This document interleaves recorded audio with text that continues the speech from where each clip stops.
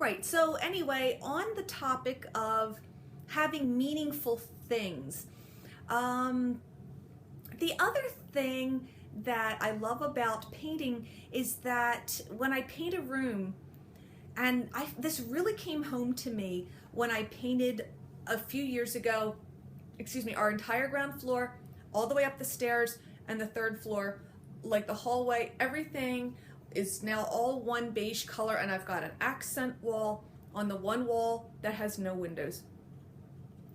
And the contemplative act of painting, and this took days and days and days. In fact, it was a photo finish. I needed my family to help in the weekend in between. I put paint brushes in everybody's hand, even the little one. And they were all painting walls. They did a wonderful job. They were awesome. So at any rate, I found that the act of painting and transforming, because we went from every room being a different color, which I liked at the beginning for various reasons. That's what I wanted to have each room separate and distinct. This time, I wanted to have a unified home. And so, but the act of transforming, I found I came away with a different point of view. I felt like it had caused like a mental shift or an emotional shift in the way I was thinking and my point of view. And it was very good. And my projects after that, one was to tile the kitchen. The paint was already on from the previous year, but I tiled the kitchen and resurfaced the counters. And then I painted the second floor bathroom the one year. That's another story. And the third floor bathroom I did last year. And I didn't quite come away with a different point of view to the same extent, but I did learn that, if I haven't used this object and now I'm putting things back and I don't really I don't even miss this object. I throw a few things in the attic and every so often I go across it and I'm like, oh yeah, I did own this widget. Why do I own this widget? Being a little bit of let's put it this way. Hoarding is a very serious disease, and I'm not making light of it, but sometimes I watch Hoarders, the TV show, and I get where they're coming from. I understand the impulse to want to save things forever and not throw them away. I totally get that, and with absolutely no disrespect at all. But being of that tendency, I still don't get rid of it. Someday I will. Someday I have to go through that stupid attic. I'm thinking maybe when we're here 25 years, that'll be my project, is go through the attic, because yeah. But I'm trying to have my life be meaningful. And so I want things in this room that are meaningful. And I want things in this room that are pretty. I like pretty things. We all like pretty things. What one person sees as pretty might not be someone else's, but we all like beautiful things. I'm looking at my notes again. I also, one of the things that I'm thinking about is, and this is very fundamental. What is my life right now? Okay.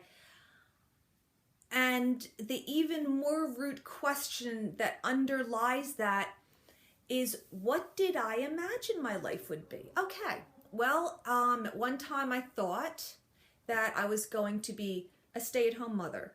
I was going to have 4 to 6 children. I was always very consistent with that. I figured I would be the stay-at-home mom, have the big family, basically be a home manager. That's how I pictured myself, to be a home manager. I'm not a super neat person, but I just kind of had this idea. I knew some large families growing up, and I was very inspired by that. The kids seemed to be, pretty independent compared to the kids in the smaller families. Of course, I've also gotten older. I've met even more large families, and that isn't always the case. But it made an impression on me in my childhood and teen years. So I saw myself as basically a home manager. I saw myself as like knowing all sorts of crafts, like how to sew. I don't know how to sew.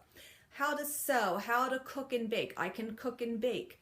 And I get compliments I'm definitely not chef level. I'm definitely not go on the TV and compete level, but my family likes my cooking. And that's kind of where I saw my life. What actually happened was that I had 3 children. I had some miscarriages, never got to that 4th child.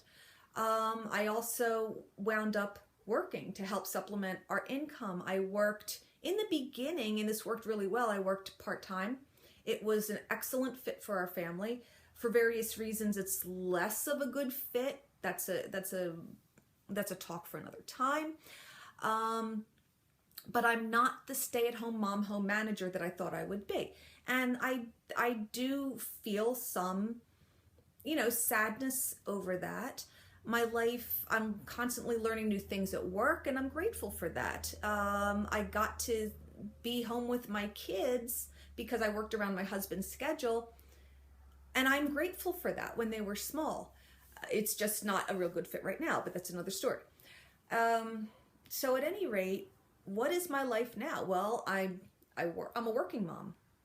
And my youngest is a teenager, so I'm never going to be the stay-at-home mom. That ship has sailed. That's something when you get into it's funny. It makes me think of the midlife crisis, because when you're young, when you're a teenager and a 20-something starting out, and you're like, oh, the world is my oyster, everything's going to happen, I'm going to make it. And what happens in life is that you meet some of your goals and some of them pass you by, and then you get to an age where there are some goals you will never meet.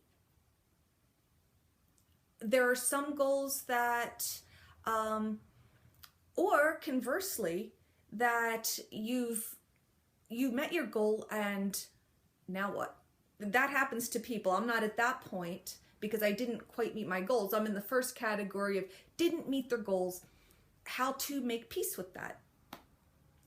So I'm trying, like when we were younger and we had just bought the house and we didn't know how many kids we were going to have. I used to go to thrift store, but I knew I was pregnant. I'd go to the thrift shops, the yard sales. I'd pick up stuff. For the future. I'd pick up. I didn't mind picking up, toys and baby clothes and stuff like that, because someday we were going to have a baby. We did 3 times. But now I feel like we're in a state of kind of holding steady. That the kids have outgrown their toys. We're holding steady. We're not really bringing more stuff into the house because we need it. We bring stuff into the house because we like it. And when you thrift shop and yard sale, it's very easy to accumulate things at rock bottom prices that you don't need, but you like it. So I'm trying to get back to being meaningful. Now I'm looking at my notes again. Hold on. And the other thing you want to look at is what inspires you. What are the things you love? Honestly, I'll go on YouTube and I'll watch tiny house videos. I watch science videos. I love science videos. I don't know, I'm not science literate enough to make a science video, but I do enjoy other people's efforts. But I like homes about tiny houses. I like homes about simple living, which I think is appealing to a lot of people right now because we all have too much stuff. I like old-timey things. I like, for instance, I like Tasha Tudor. I like Victoriana. I like really kind of anything old-fashioned, anything that's kind of sweet, anything that's kind of pretty. I'm not a girly girl, but I do enjoy like that kind of Victoriana kind of vibe. I love shabby chic style. It's too fluffy. The reason I don't have it is that I don't have enough time to clean every little surface. There's a lot of surface area in shabby chic when you have the ruffly pillows and things that attract dust. I need basically clean lines that I can wipe easily. But nature inspires me. We're blessed. We have a really nice meadow that they are reclaiming. You can walk in it near us, and I go walking there when I need to clear my head. We also have a nice trail through the woods down the road a few miles, and I'll go there sometimes. There's a beautiful stone bridge and a little streamlet that goes through it. And again, it's really good for contemplation. And so I've gone through my notes, and I really don't have anything else to say. I just wanted to take a break. I wanted to upload another video. But, you know, basically this is just stuff that I sit and think about when I'm alone without, you know, the interruptions. I don't know if it's because my daughter suggests that maybe I'm secretly an introvert, although I can go out among people and, you know, and talk and make friends and have a good time. Sometimes that drains me. Sometimes I just get where if I have to talk to another person, I'm going to weep. But I think I definitely have some introvert traits, but because I do need my alone time, or else, and I'll feel it if I don't, if I'm like working a bazillion hours, I take too many shifts and all I do is run and I never have any time to myself, I'll be tearful. I'll be in tears within a few days because I'm constantly being looked at, and I can't deal with that. So all right, but that's the end of my talk, and I'm going to upload this, and if you're happening to watch this, I'm sure you've seen the hideous thumbnail of awfulness of my previous video. So we'll see what this thumbnail looks like. Bye.